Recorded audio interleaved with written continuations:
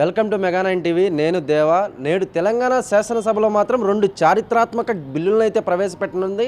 అంటే మొత్తం మీద కనుక మనం చూసుకున్నట్లయితే బీసీలకు సంబంధించి విద్యా ఉద్యోగాలతో పాటు అలాగే రాజకీయాల్లో రిజర్వేషన్ల పెంపు 42% పెంచడంతో పాటు ఎస్సీ వర్గీకరణ బిల్లు కూడా చట్టబద్ధత అయితే కల్పించనుంది. ఇక మొత్తం మీద కనుక మనం చూసుకున్నట్లయితే ఈ బీసీ రిజర్వేషన్లకు సంబంధించి అయితే నేడు రేపు అంటే సోమ మంగళవారాల్లో మాత్రం శాసనసభలో ప్రత్యేకంగా చర్చ అయితే జరపనున్నారు. అంటే మొత్తం మీద కనుక మనం చూసుకున్నట్లయితే నేడు రేపు ప్రత్యేక చర్చతో పాటు అలాగే ఇప్పటికే అటువైపు క్యాబినెట్ మంత్రిమండలి అయితే ఆమోదం తెలపడంతో పాటు నేడు శాసనసభ ఆమోదం కూడా తీసుకొని ఉన్నారు. అంటే మొత్తం మీద కనుక మనం చూసుకున్నట్లయితే ప్రస్తుతం బీసీలకు 25%, అలాగే ముస్లింలకు బీసీఈ కింద 4% ఉన్నారు. కాకపోతే మాత్రం ఈ బీసీలకు రిజర్వేషన్లకు 42%కి పెంచడంతో పాటు అలాగే బీసీలకు సంబంధించి ప్రత్యేకంగా అంటే అటువైపు రాజకీయాల్లో కూడా రిజర్వేషన్లతో 42%కి పెంచడంతో పాటు ఈ సందర్భాన్ని అయితే సీఎం రేవంత్ రెడ్డి నేడు శాసనసభలో ప్రత్యేకంగా చర్చించనున్నారు. అంటే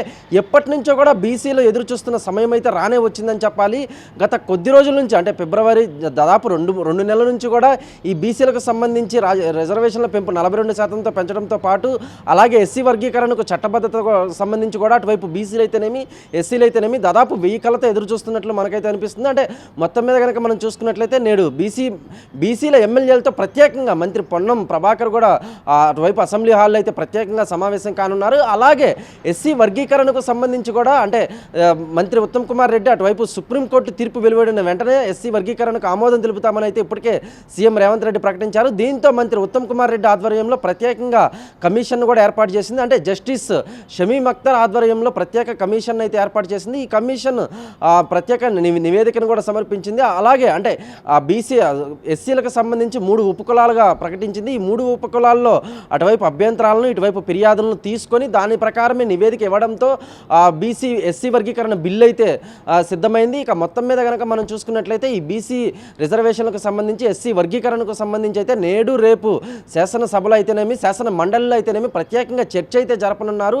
అంటే ఎప్పటి నుంచో ఒకవైపు నుంచి ఈ ప్రత్యేక నివేదిక సిద్ధం చేస్తున్న సమయంలో కూడా అటువైపు బీసీల నుంచి అయితేనేమి ఇటువైపు బీసీ సంఘాల నుంచి అయితేనేమి ప్రభుత్వానికి తీవ్రంగా వ్యతిరేకత అయితే మొదలైంది. దీంతో అటువైపు బీసీ రిజర్వేషన్ల వైపు అటువైపు ఎస్సీ వర్గీకరణకు సంబంధించి కూడా ఇప్పటికే అంటే 2 సార్లు కూడా సర్వే చేపట్టారు. ఈ రెండు సర్వేల్లో వచ్చిన కులాలకు సంబంధించి బిల్లులతో పాటు అంటే ఎంత పర్సంటేజ్ ఉంది ఏంది అనే దాన్ని తీసుకొని తాత్కాలికంగా 42%కి పెంచడంతో పాటు అలాగే ఎస్సీ వర్గీకరణకు బిల్లుకు చట్టబద్ధత కూడా కల్పించనున్నట్లు ఇప్పటికే మనకు అందుతున్న సమాచారం. ఇక మొత్తం మీద కనుక మనం చూసుకున్నట్లయితే కాంగ్రెస్ ప్రభుత్వం అధికారంలోకి వచ్చిన వెంటనే ఇటువైపు బీసీ రిజర్వేషన్లకు సంబంధించి అటువైపు ఎస్సీ వర్గీకరణకు సంబంధించి ఈ 2 విషయాలను కూడా ప్రధానంగా కూడా అమల్లోకి తీసుకొచ్చిందనే చెప్పాలి. గత కొద్ది రోజుల నుంచి అంటే దాదాపు 3 నెలల నుంచి కూడా వీటికి సంబంధించి కులాల సర్వే కూడా చేపట్టారు. ఈ కులాల సర్వేల్లో చాలా వాటికి బీసీలను తమ ప్రాధాన్యత తగ్గించారని కూడా ఇప్పటికే ధర్నాలు రాస్తారోకాలు చేపట్టడంతో రెండవసారి అంటే 2 సార్లు కూడా కులాల సర్వే బీసీ వర్గీకరణ ఎస్సీ వర్గీకరణ అలాగే బీసీ రిజర్వేషన్లకు సంబంధించి కూడా 2 సార్లు సర్వే అయితే కాంగ్రెస్ ప్రభుత్వం చేపట్టింది. ఈ సర్వేకి సంబంధించి నివేదిక ఇవ్వడం పైనే ఇటువైపు బిల్లుకైతే సిద్ధమైందనే చెప్పాలి. ఇక వీటికి సంబంధించి ప్రతిపక్షాలు కూడా ప్రధానంగా ఆరోపించాయి కాంగ్రెస్ ప్రభుత్వం ఉన్న జనాభాను తగ్గించి అలాగే అటువైపు బీసీలు అయితేనేమి ఇటువైపు ఎస్సీలకు అయితేనేమి తీవ్ర అన్యాయం జరుగుతుందని అయితే ఇప్పటికే అటువైపు ప్రధాన ప్రతిపక్ష పార్టీ అయిన బీఆర్ఎస్ పార్టీ నేతలైతేనేమి కార్యకర్తలు అయితేనేమి ఎమ్మెల్యేలు అయితేనేమి వీరందరూ కూడా తీవ్రంగా ఆరోపించారు. మరోవైపు బీజేపీ నుంచి కూడా ఆరోపణలు అయితే వెలువడ్డాయి. వీటి ఆరోపణలతో పాటు వీటిపై సీఎం రేవంత్ రెడ్డి అయితే ప్రధానంగా ఖండించారు. అంటే గత కొద్ది రోజుల నుంచి అంటే దాదాపు చాలా సంవత్సరాల నుంచి కూడా బీసీలకు అన్యాయం జరుగుతుందని తను రాహుల్ గాంధీ జోడో యాత్రలో ప్రకటించిన సందర్భంగా ఈ కాంగ్రెస్ ప్రభుత్వం తెలంగాణలో అధికారంలోకి వచ్చిన వెంటనే ఈ బీసీ రిజర్వేషన్లకు సంబంధించి ఎస్సీ వర్గీకరణకు సంబంధించి అయితే ప్రత్యేక కులాల సర్వే కూడా చేపట్టారని ఇప్పుడు కనుక బీసీలు కళ్ళు తెరుచుకోకపోతే వారికి మద్దతు తెలపకపోతే జీవితాంతం బీసీలు బాధపడాల్సి వస్తుందని కూడా ఇప్పటికే చాలా సందర్భాల్లో సీఎం రేవంత్ రెడ్డి అయితే ప్రకటించారు.